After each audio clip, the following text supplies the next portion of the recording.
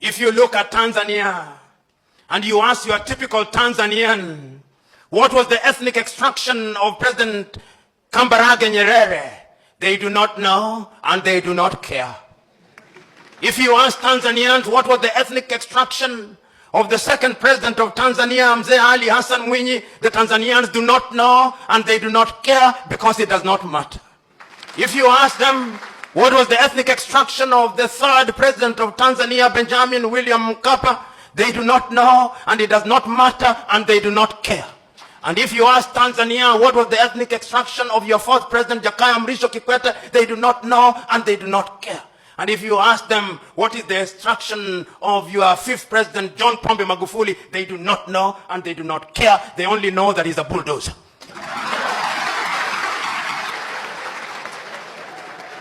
But you go to my country, Kenya, God save my country.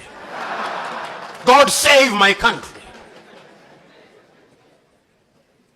When you meet your typical Kenyan and you introduce yourself as John, they'll ask for the second name, not that they may know your full names, but that they may identify you with your ethnicity and pigeonhole you accordingly. When you go into that country, which is a great country in prospect, but which is being destroyed by negative ethnicity, you ask them who the first president of Kenya was, they'll tell you it was Jomo Kenyatta and he was Kikuyu, and we care. We want our Kikuyu president. And if you ask them who was the second president, they'll tell you it was Daniel Arap Moi of the Kalenjin extraction, and we care because it was our turn to eat. And if you ask them who was the third president, they'll tell you it is Uhuru Muigai Kenyatta, and he is a Kikuyu, and we want him to continue because we Kikuyus and we Kalenjin only feel safe when one of our own is in State House.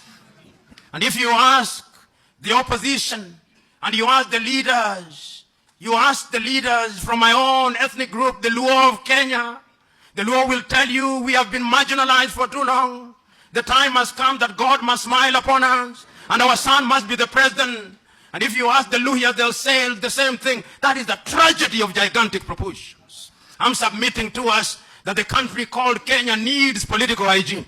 I'm submitting to us that the country called Kenya needs to come to Tanzania here on a benchmarking tour, and that the President of the Republic of Kenya and all our parliamentarians should sit at the State House and be lectured by John Pombe Magufuli on the finer points of governance.